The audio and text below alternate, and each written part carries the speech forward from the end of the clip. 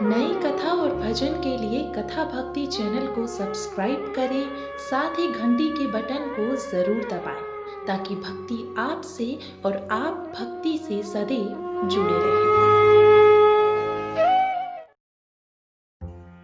बुधवार यानी बुध का दिन।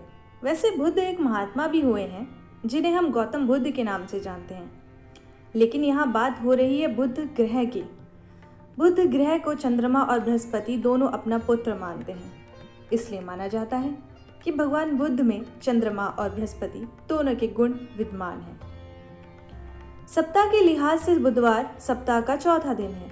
इस दिन भगवान श्री गणेश जी की पूजा करना बहुत ही शुभ माना जाता है। भगवान श्री कृष्ण की पूजा भी कुछ लोग इस दिन करते हैं। हालांकि इस दिन शुभ कार्यों के लिए यात्रा पर जाना वर्जित माना गया है।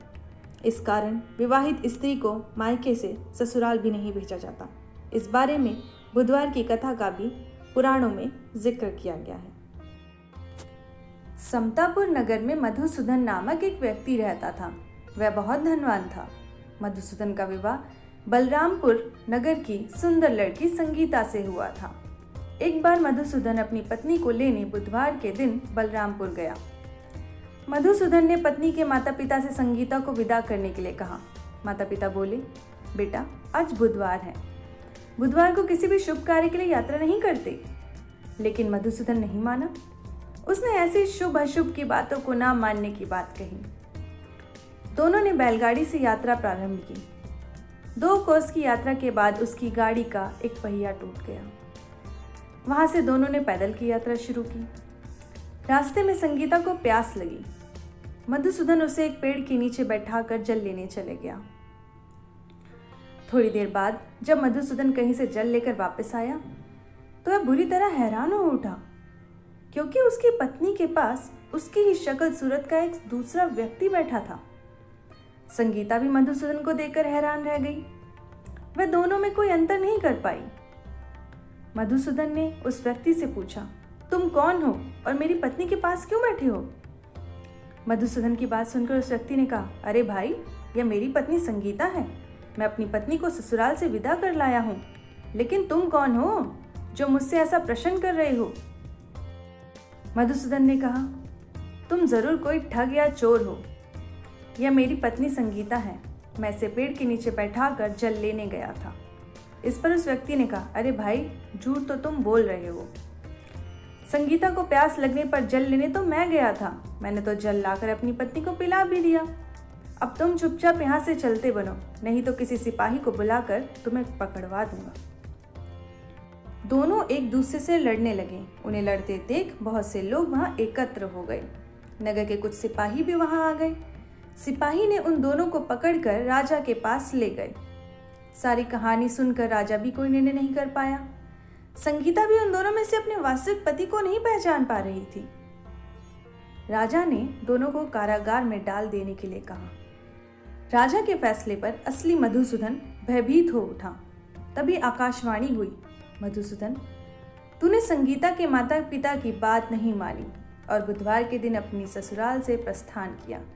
यह सब भगवान बुद्ध देव के प्रकोप से हो रहा है। मधुसूदन ने भगवान बुद्ध देव से प्रार्थना की, हे भगवान बुद्ध देव, मुझे क्षमा कर दीजिए। मुझसे बहुत बड़ी गलती हुई। भविष्य में मैं अब कभी बुधवार के दिन यात्रा नहीं करूंगा और सदैव बुधवार को आपका व्रत किया करूंगा। मधुसूदन की प्रार्थना करने से भगवान बुद्ध देव ने उसे क्षमा कर दिया। तभी दूसरा व्यक्ति राजा के सामने से गायब हो गया। राजा और दूसरे लोग इस चमत्कार को देख हैरान हो गए। भगवान बुद्ध देव की इस अनुकंपा से राजा ने मधुसूदन और उसकी पत्नी को सम्मान पूर्वक विदा किया। कुछ देर चलने पर रास्ते में उन्हें बैलगाड़ी मिल गई। बैलगाड़ी का टूटा हुआ पहिया भी जुड़ा हुआ था। दोनों उसमें बैठकर समतापुर की ओर चल दिए। मधुसूदन और उसकी पत्नी संगीता दोनों बुधवार को व्रत करते हुए आनंद पूर्वक जीवन यापन करने लगी। इस तरह भगवान बुद्ध देव की कृपा से उनके यहाँ खुशियां बरसने लगी। इस तरह जो स्त्री पुरुष विधिवत बुधवार को व्रत करके व्रत कथा सुनते हैं, भगवान बुद्ध देव उनके सभी कष्ट दूर कर देते हैं।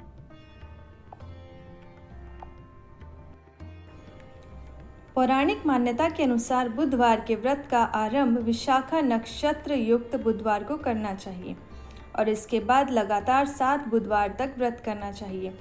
व्रत शुरू करने से पहले गणेश जी सहित नवग्रह पूजन करना भी जरूरी माना जाता है। व्रत के दौरान भागवत महापुराण का पाठ भी करवाया जा सकता है। इसके अलावा शुक्ल पक्ष के पहले बुधवार से भी बुधवार का व्रत करना शुभ माना जाता है।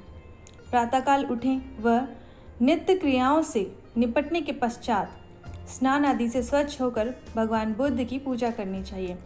व्रती हरे रंग की माला या वस्त्रों का प्रयोग करें तो उत्तम रहता है। यदि पूजा के लिए भगवान बुद्ध की प्रतिमा ना मिले तो भगवान शिव शंकर की प्रतिमा के निकट भी पूजा की जा सकती है। दिन भर के व्रत के पश्चात शाम को भी पूजा करनी चाहिए और केवल एक समय भोजन करना चाहिए। व्रत में हरे रंग के वस्त्र, फूल या सब्जी आदि दान करने चाहिए। इस दिन एक समय दही, मूंग दाल का हलवा या फिर हरी वस्तु से बनी चीज़ों का सेवन करना चाहिए। कहते हैं विधि विधान से अगर इस व्रत को किया जाए तो जीवन में सुख शांति रहती है और घर धन धान्य से भरे रहते हैं। माता लक्ष्मी भी व्रती की मनोकामनाएं पूर्ण करती हैं। नई कथा और भजन के लिए कथा भक्ति चैनल को सब्सक्राइब करें, साथ ही घंटी के बटन को जरूर दबाएं ताकि भक्ति आपसे और आप भक्ति से सदैव जुड़े रहें।